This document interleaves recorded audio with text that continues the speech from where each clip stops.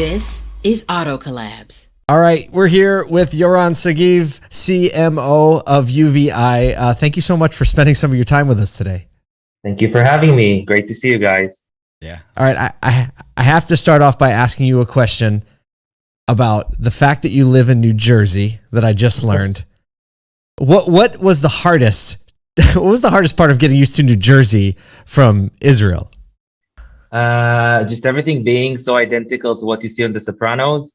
But no, I think he's like, I walked down the street and people were holding their hand like this at me, right? You'd be surprised. It's not so far off. But I guess like, I'll be like corny and just say the weather, which obviously is not great in the Northeast compared to the Middle East. But we're getting used to it. It's fine.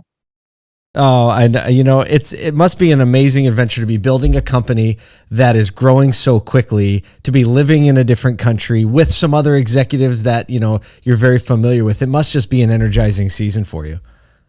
Yeah, it's actually pretty amazing. I mean, we started the journey of UVeye around 6 years ago, and, we've been through so much. And I think that, first of all, the decision to really move from Homeland Security into Automotive, and then putting all these our efforts into the United States and moving here as a whole team, personally, it's been very exciting, right? To move with your family and everything, but also professionally, getting to know the industry is great. I mean, it's really how progressive and how forward thinking the automotive world is in the United States. It's just fascinating. So it's not every day that you run into someone that's like, so we started out in Homeland Security, then took a left over here, just automotive, not a big deal, right? So walk us back. Why was Homeland Security the start of UVeye? Okay, so UVeye started from like a very, I would say, basic need, which was essentially doing a better job than a man or a woman with a mirror, that would scan below your vehicle to see if you have bombs or illicit materials below in sensitive sites like embassies or airports or seaports, where we just thought of an idea of, why not use technology, which is actually artificial intelligence and computer vision, to put scanners or cameras below a vehicle entering a facility and training some kind of computer brain algorithm to differentiate the different areas and find threats below the vehicle. And that was just, the need we were trying to solve. And it just rolled very quickly to understanding that there is so much more you can learn and find and look at the vehicle and understand everything about it, obviously in the automotive world. So it kind of rolled from that basic use to automotive.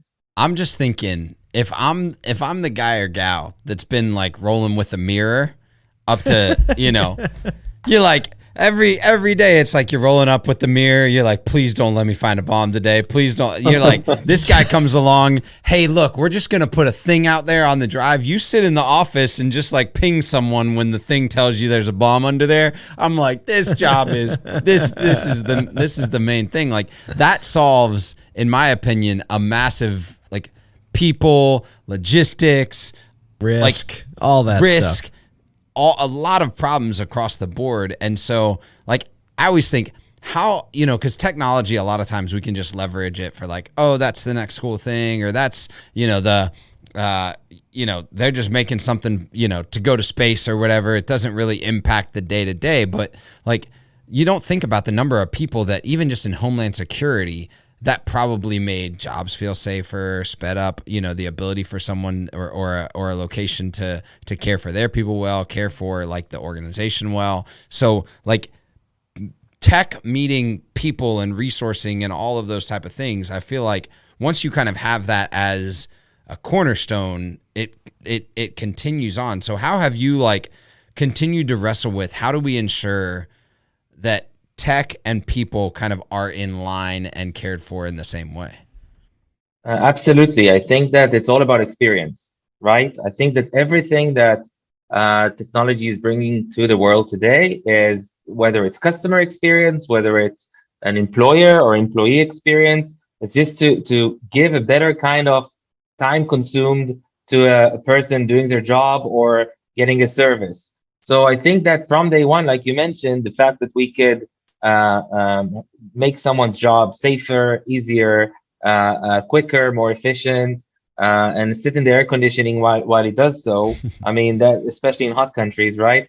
I think that that's a big plus. And also in automotive today, we really think about whether it's the service advisor, whether it's a technician, whether it's a used car manager, or the end customer like me or you that brings their car to the dealership. How do we actually give them almost like an Apple Store experience? How do we promote transparency? How do you do things that lets a person, an average Joe, understand better what is really going on with their vehicle?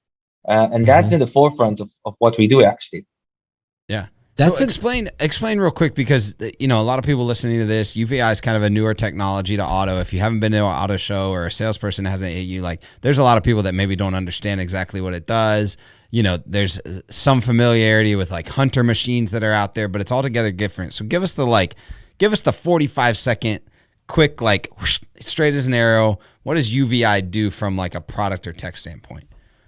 So what we provide is actually a full suite of products that together and alone could tell you anything visual wrong that is wrong or needs attention from your vehicle. It's essentially a platform that you drive through, whether it's below the vehicle, whether it's tires, sidewall, tread, reading the characters, dents and scratches around, roof damage. So anything below or around the vehicle that requires attention is flagged and shown in a very, I would say, good experience and kind of an accessible manner, whether it's on your phone or a big touch screen or integrated to other kind of softwares, to really let a person, whether he is the owner of the vehicle or an advisor, which is trying to do his job quicker, better, and more transparent, to show what's really wrong, aggregated on big data of recurring issues, starting from an oil leak that could become something much bigger later on, or a possible problem with your EV, if we're speaking about new vehicles, or a worn out tread or uneven wear, right? So we are using this kind of big data to understand vehicles better and just in a very clear manner, show it to anyone that needs and wants to have access to it. So it's a giant scanner that people drive through. It's not so giant. It's quite modular. It's not so giant. It actually looks pretty sleek. But it's a bad way to describe it as a marketing. It's a good way as a marketing person, but it's a bad way for the product as an external MRI of a vehicle, I would say. I got it. It's like describing a Tesla like, it's just some metal that rolls on the road, It's a giant battery on wheels, right? Not quite. Which is essentially what it is, right? But yeah. So how clean? Let me ask you like a practical question, because my background, my first company was a reconditioning company. And when I looked through some of your material, I noticed it pointed out some wheel damage. Yeah. And I felt all warm and fuzzy because I was like, oh yeah, point out that weird wheel damage so somebody can get hired to fix it. How clean does the car have to be for it to pick everything up? So that's actually interesting. Because we work on computer vision and machine learning, we know how to differentiate, like when you see a recurring issue, which could be an oil leak or a broken exhaust pipe, or a worn tread, right? All analyzed from photos, or even a nail, which is stuck in your tire. We also know to differentiate things like snow or like mud or dirt. So rocks in the tire, right? Rocks in the tire as well. So we do a pretty good job in actually cleaning all the noise and things which That's are amazing. Yeah, which are dirt or don't need attention, just to clear them out. So I think of what this could potentially do for all the online purchasing. And like, I know obviously the service drive implications are very clear, right? Mm-hmm. The customer drives in and you immediately have at your disposal set anything that looks off or looks wrong. You can present them to the customer. You have kind of an objective piece of data to show them, look, here it is. It's right here. The computer picked this up. Now, but I'm also thinking of like this environment where a lot of people are buying online, sight unseen, and even from auction, like dealer to dealer, sight unseen. What, from your perspective, is the opportunity for like condition reporting and things like that? Are you into that yet? Or do you see that as a growth position? Because I'm just thinking of how fast that could make things, because trust would increase, right? The speed of trust would pick up. 100%. So both in the dealership world and also in auctions, CarMax is one of our strategic investors, and we work with them a lot as well. We work on everything around appraisals, but also presenting to the customer So imagine you drive your vehicle through the service drive.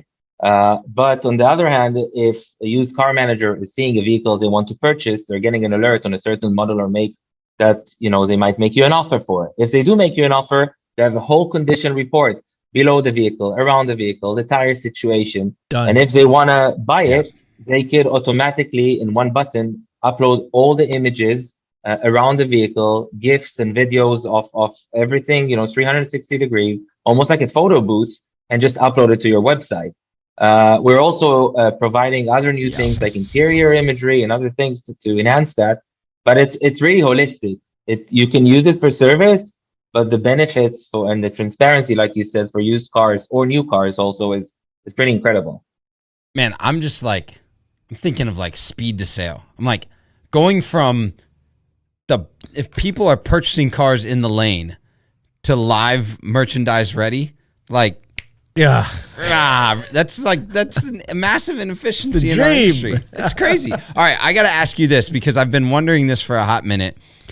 Since you wear the marketing hat in the crew, right? I guess when was the last time you showed up at Digital Dealer and now you've got like a bigger setup and all that type of stuff, but y'all now show up with like basically a mini UVeye setup and everybody's in jumpsuits. Whose brainchild was that? Was that you, or was that like a collective brainchild? Guilty as charged. No, that was mine. And nice. Actually, a lot of people gave me a lot of hassle around those jumpsuits, and no one wanted to wear them. But in the end of the day, it worked out well. So yeah. It's great because like everyone's like, yep, memorable. There's the UVeye guys and gals, right? That's what's happening over there, and they've got their little thing, and you understand what's happening with the product. It is.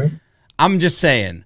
Like from one marketer to another, you nailed the booth life. Like everybody's trying to make these big booths, and you're just like, nope, we got jumpsuits and we got a miniature us right here. There you go. I think that if I could humbly suggest, here we go, a coordinated dance from the people in the jumpsuits, I feel like that would explode on social media. You're going to have a little more selling and some training to do. But now that I'm thinking about it, I think that you could probably hire 5 people that could dance to wear the jumpsuits and just like get the little thing going in front of the booth. Like, I feel like if someone could pull that off, it would be you. You convince just your regular sales folks to wear the jumpsuits. This should be an easy step.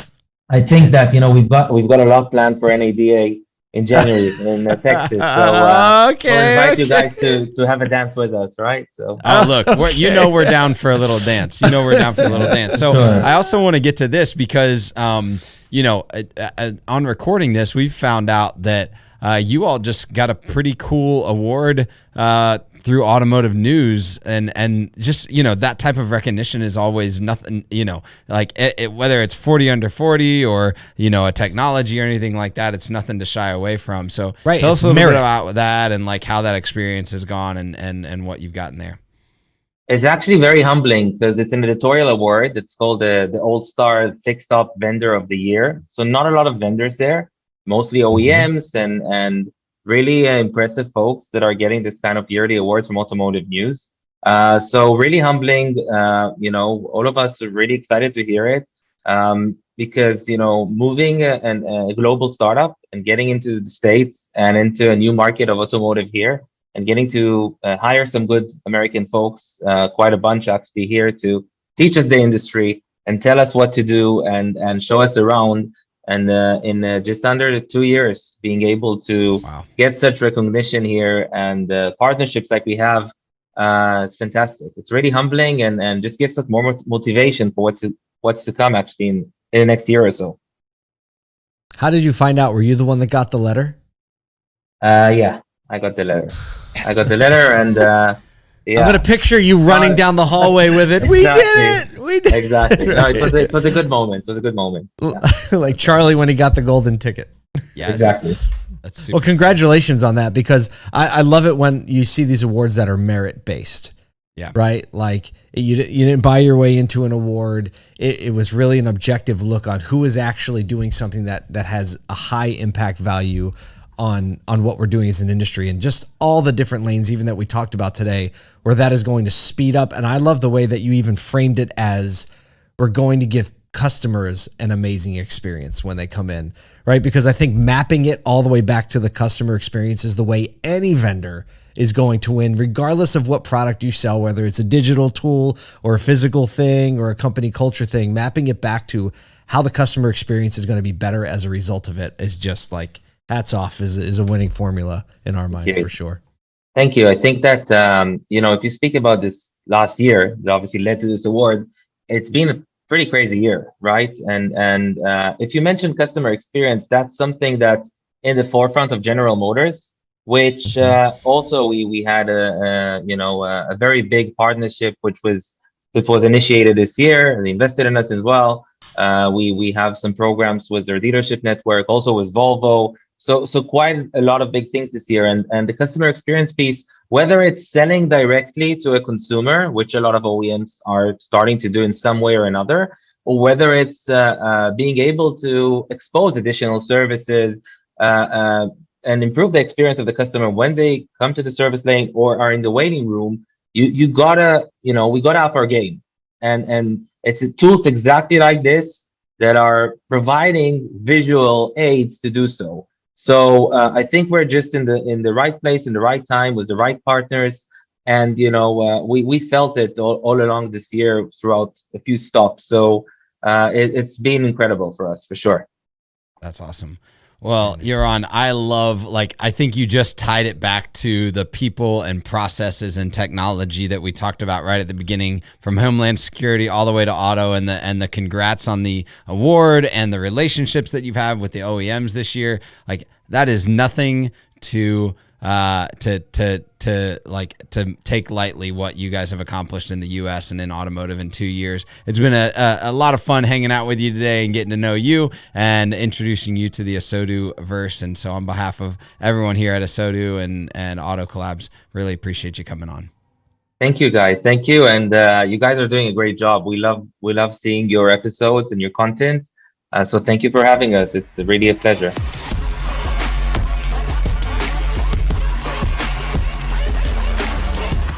Welcome to Auto Collabs.